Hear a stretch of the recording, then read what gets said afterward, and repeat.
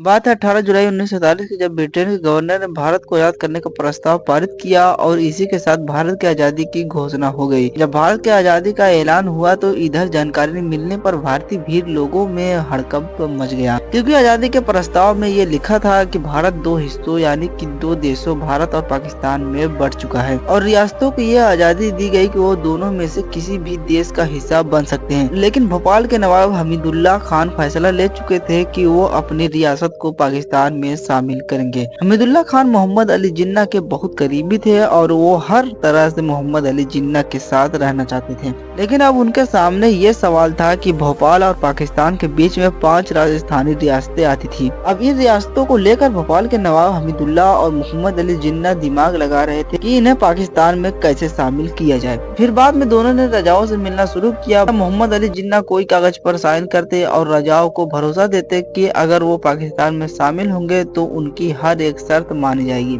मोहम्मद अली जिन्ना और भोपाल के नवाब हमीदुल्लाह ने ज्यादातर रियासतों को पाकिस्तान में शामिल होने के लिए राजी कर लिए थे। लेकिन एक देशभक्त राजा की देश के प्रति प्रेम के कारण दोनों का बना बनाया खेल बिगड़ गया। वो राजा कौन थे, ये जानने के लिए हमें इतिहास और कहानी को पूरा समझने के लिए वीडियो में हमारे साथ लास्ट तक आप बने रहिएगा। ये कहानी तब शुरू होती है जब ब्रिटेन के प्रधानमंत्री विंस्टन चर्चिल चुनाव में हार जाते हैं और उनकी जगह पर नए पीएम क्लेमेंट रिचर्ड बन गए। ये वो समय था जब भारत की आजादी को लेकर हर तरफ आंदोलन हो रहे थे और दूसरी ओर बंटवारे को लेकर बड़े बड़े दंगे। भारत के हालात से निपटने के लिए लॉर्ड माउंटबेटन को भारत का नया वायसराय बनाकर भेजा गया। उस वक्त भारत में आजादी की लड़ाई चरम पर थी, इसलिए ब्रिटेन की संसद ने भारत की आजादी का प्रस्ताव पास कर दिया और इस प्रस्ताव में कुल 20 धाराएं शामिल की गई। इन धाराओं से ही भारत का आने वाला टाइम तय होना था। साल 1923 तक भारत की सभी रियासतें अंग्रेजों के अंडर में आ चुकी थी। सिर्फ कुछ ही रियासतों को छोड़कर आजादी की प्रस्ताव की धारा 8 में रियासतों को ये छूट दी गई थी कि वो चाहे तो भारत या पाकिस्तान में शामिल हो या चाहे तो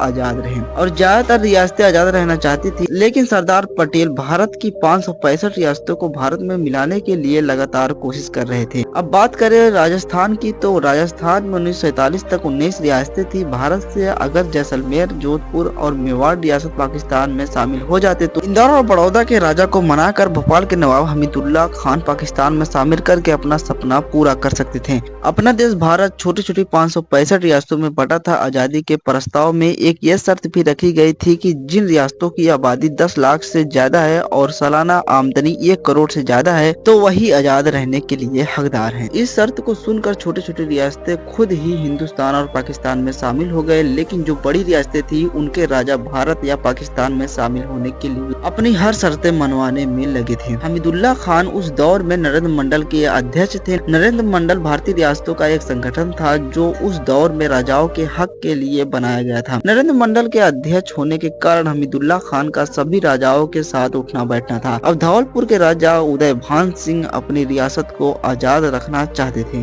वो हिंदुस्तान या पाकिस्तान किसी में भी खुद को शामिल नहीं करना चाहते थे। ये देखकर नवाब और मोहम्मद अली जिन्ना ने जल्दी से जैसलमेर, जोधपुर और मेवाड़ के राजाओं को मनाने की कवायद शुरू कर दी। भारत में 5 जुलाई 1947 को रियासती विभाग बनाया गया जिसके अध्यक्ष सरदार पटेल बने। अंग्रेजों ने मोहम्मद अली जिन्ना और सरदार पटेल को विलय पत्र देकर कहा कि आजादी से पहले जितनी रियासतों को अपने देश में मिला सकते हैं मिला लो। रियासतों को जिन्ना आजाद रहने के लिए कहते हैं कि मोहम्मद अली जिन्ना धौलपुर के राजा को मनाने में कामयाब रहे। धौलपुर के राजा हनुमंत सिंह भारत में शामिल होने की घोषणा कर चुके थे, लेकिन जिन्ना और भोपाल के नवाब हमीदुल्लाह और उदयभान सिंह ने मिलकर उन्हें पाकिस्तान में शामिल करने के लिए राजी कर लिया। हनुमंत सिंह जैसलमेर के राजा महारावण को मनाने में छूट गए और दोनों को पाकिस्तान का हिस्सा बनाने के लिए तैयार कर लिया। जोधपुर और जैसलमेर दोनों ही बड़ी रियासतें थी। दोनों की आबादी 10 लाख से ऊपर और सालाना आमदनी 1 करोड़ से ऊपर थी और जैसलमेर, जोधपुर दोनों ही पाकिस्तान के करीब थे। इस तरह सभी रियासतों को मनाकर भोपाल के नवाब हमीदुल्लाह का पाकिस्तान में शामिल होने का सपना लगभग पूरा हो चुका था। अब सिर्फ मेवाड़ को पाकिस्तान में शामिल करना बाकी था। अब बात आती है मेवाड़ के राजा भोपाल सिंह की। इस बारे में बात करने के लिए कौन जाएगा, क्योंकि मोहम्मद अली जिन्ना ने, राजा उदयभान सिंह और नवाब हमीदुल्लाह खान तीनों में से किसी में भी हिम्मत नहीं थी